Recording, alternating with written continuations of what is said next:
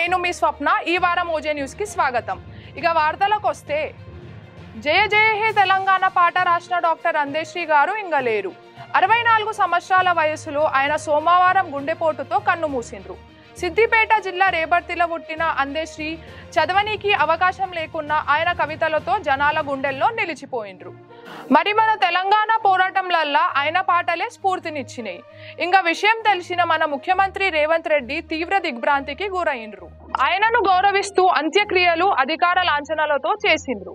ఇంకా రాజకీయ నాయకులు, కవులు, కళాకారులు, మన వంటి అభిమానులు ఈయన మరణంపై బాగా బాధపడిండ్రు. అందేశ్రీ మరణ వార్త తెలుసుకున్న Osmania university VC professor Kumar Molugaram Lalapet స్టేడియంకి పోయి పార్థివ దేహానికి నివాళులు అర్పించి యూనివర్సిటీతో ఆయనకున్న అనుబంధాన్ని గుర్తు చేసుకుంటారు. వీసీతో పాటు registered professor Naresh Reddy, OSG professor Jitender Kumar Naik, arts college principal professor C Kasim మరియు ఇతర అధికారులు పాల్గొన్నారు. ఇక మొత్తానికి మైనారిటీ లీడర్కు తెలంగాణ మంత్రివర్గంలో జాగా దొరికినట్టే. భారత క్రికెట్ మాజీ కెప్టెన్ అజరుద్దీన్ మంత్రి అయ్యిండ్రు. పోయిన నెల 31 తారీఖున రాజ్ భవన్ లో గవర్నర్ జిష్ణుదేవ్ వర్మ ముంగట ప్రమాణం కూడా చేసిండు.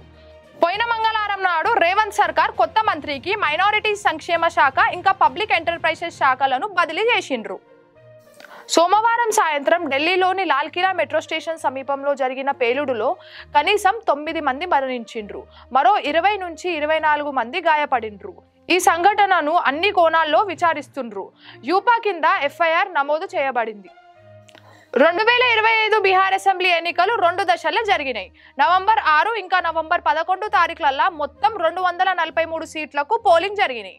సీఎం నితీష్ కుమార్ నాయకత్వంలో ఉన్న ఎన్డీఏ కూటమి మరియు ఆర్జేడీకి చెందిన తేజస్వి యాదవ్ నాయకత్వంలో ఉన్న ఇండియా బ్లాక్ కూటమి మధ్యలో నడుస్తుంది. కొత్తగా ప్రశాంత్ కిషోర్ స్థాపించిన జన్ సూరజ్ పార్టీ అన్ని స్థానాల్లో పోటీ చేసుకుంటా ఎన్నికలకి ఒక కొత్త మలుపు తీసుకొచ్చింది. ఇంకా వేరే పార్టీలు చిరాగ్ పాస్వాన్ నాయకత్వంలో ఉన్న ఎల్జేపీ ఇంకా అసదుద్దీన్ ఓవైసీ యొక్క ఏఐఎంఐఎం కూడా పోటీ చేసినాయి. నవంబర్ 14 లెక్కింపు జరుగుతాయి. బీహార్ కొత్త ప్రభుత్వం ఎవరిది అని గప్పుడే తెలుస్తుంది. దట్టమైన విషపూరిత పొగమంచుతో దేశ రాజధాని ఢిల్లీ మళ్ళా నిండిపోయింది. ఎయిర్ క్వాలిటీ ఇండెక్స్ 345 చేరిందని, ఇది మంచిది కాదని గ్రాప్ 3 నిబంధనలు విధించిర్రు. ఇసొంటి టైంలో బయట ఎక్కువ తిరగొద్దని, మాస్కులు పెట్టుకోవాలని ఢిల్లీ ఆఫీసర్లు చెప్పిండ్రు. 2025 ఐసీసీ మహిళల ప్రపంచ కప్ను గెలిచిన భారత మహిళల క్రికెట్ జట్టు న్యూఢిల్లీలో మన ప్రధానమంత్రిని కలిసిండ్రు. మనోళ్ళు గొప్ప ఆట తీరుతో దేశం మొత్తంలో జోరు నింపినందుకు పీఎం మోదీ మెచ్చుకున్నారు. ఆటగాళ్లు ఆయనకు నమో 1 అని రాసి సంతకం పెట్టిన జెర్సీని బహుమతిగా ఇచ్చిండ్రు. ఇక మన కెప్టెన్ హర్మన్ ప్రీత్ మాట్లాడుకుంటా ప్రపంచ ఛాంపియన్లుగా ప్రధానమంత్రిని కలవడం మాకెంతో ఆనందంగా అనిపించిందని చెప్పింది. COP30 బ్రెజిల్ సిటీ బేలంల ఐక్యరాజ్య సమితి 30వ వాతావరణ సదస్సు షురు పెట్టిర్రు. ఈ అమెజాన్ గేట్వే పట్టణంకి ఇంకా ముంగట 2 వారాలు దాదాపు 200 దేశాల నాయకులు వస్తుండ్రు. అసలు సంగతి ఏందంటే, ఎన్నిసార్లు ప్రమాణాలు చేసినా ఈ దునియా వేడి ఎక్కడం ఆగతలేదంట. ఇంకెట్లుందంటే మొరిగే కుక్క కరవదన్నట్టే. మాటలు ఎక్కువ, పని తక్కువైందంట.